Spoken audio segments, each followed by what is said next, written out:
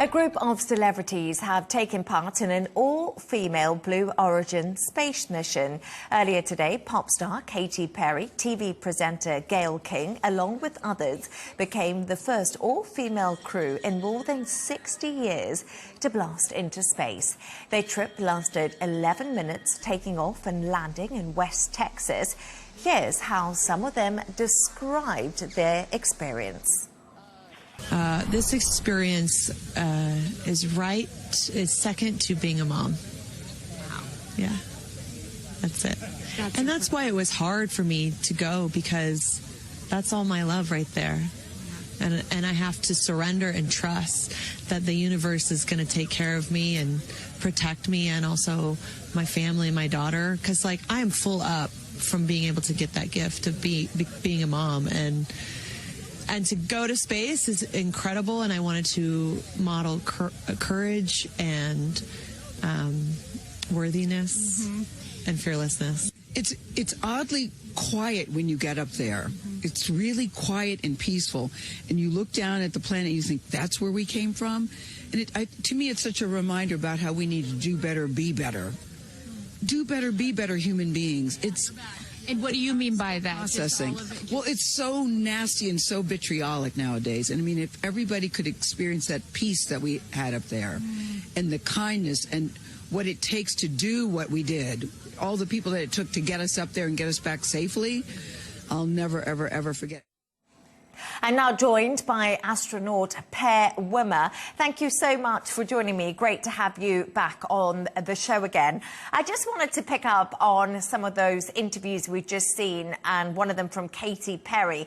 They seemed very emotional. There wasn't a dry eye in the house as everyone arrived back to Earth. What exactly would have they experienced up there?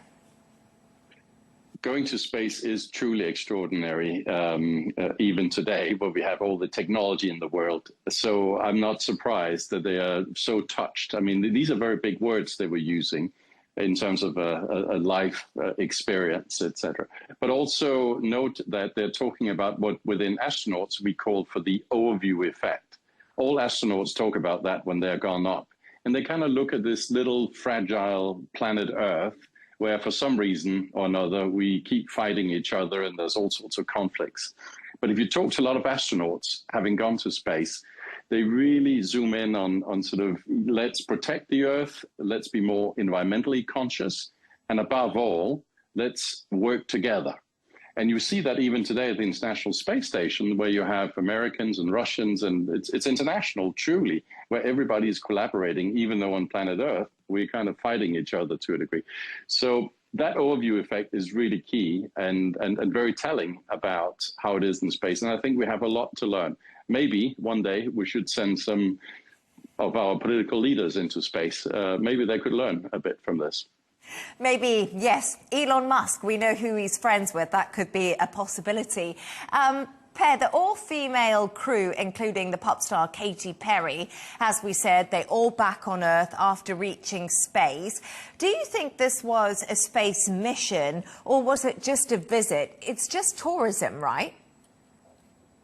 It's a short trip. It's 11 minutes, as you said, and that's just the New Shepard on Blue Origin. It goes up, it goes past the Kármán line, so technically you do become astronauts when you pass the Kármán line at 100 kilometers up, and then you come back down again.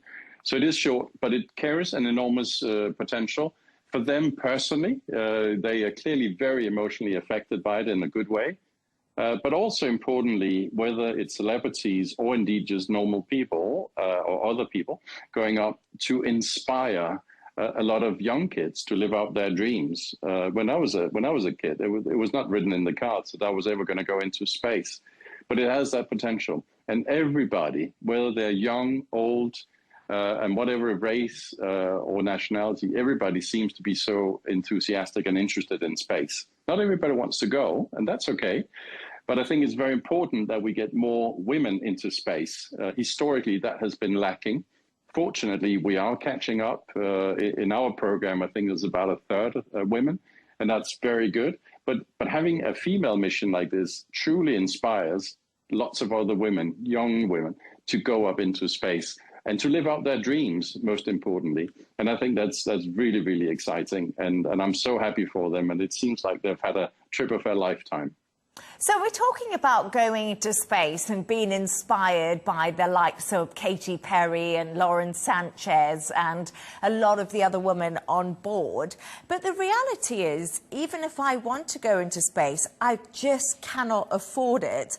As an astronaut, tell us how much preparation time would be needed and how much money it would actually have cost to carry this through today. Yeah, well, Lauren Sanchez perhaps has the huge advantage that her partner is Jeff Bezos, who actually owns the rocket. So I'm sure she got a particularly good deal. But in general, yes, it is a bit expensive. Other people would have paid a $7-digit dollar amount for the privilege.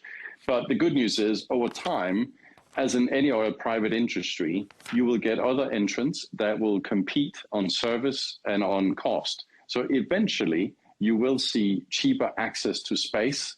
It's a bit like we saw with aviation in the late 20s, early 30s, where it was the privilege for government officials and high net worth individuals. But slowly but surely, look where we have come today. Now flights are, on average, very cheap. Indeed, are low-cost carriers.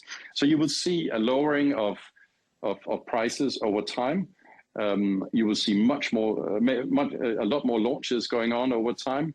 In fact, the pace of rocket launches has gone up a lot, and that's good news. So access to space will become cheaper. So maybe you may not be able to fly tomorrow, but hopefully one day, and keep that dream alive. And this is a source of inspiration. You just keep the dream alive, never give up, fight for it, and eventually you'll make it. Trust me. Maybe I'll have to meet somebody with a rocket. But just moving on, how momentous is this for Jeff Bezos and Blue Origin as a company? It's a relatively small thing in the grand scheme of things, to be honest. Yes, I'm sure Jeff is delighted to see his partner go to space and successfully come down safe. But there has been other similar missions that perhaps are less in the media, and that will continue. But Blue Origin has much bigger visions and much bigger plans, including, I mean, Jeff has a personal passion for the moon, so you will see a lot more moon focused in terms of their bigger rockets, and they have a New Glenn, which can indeed go much higher and carry a much more load.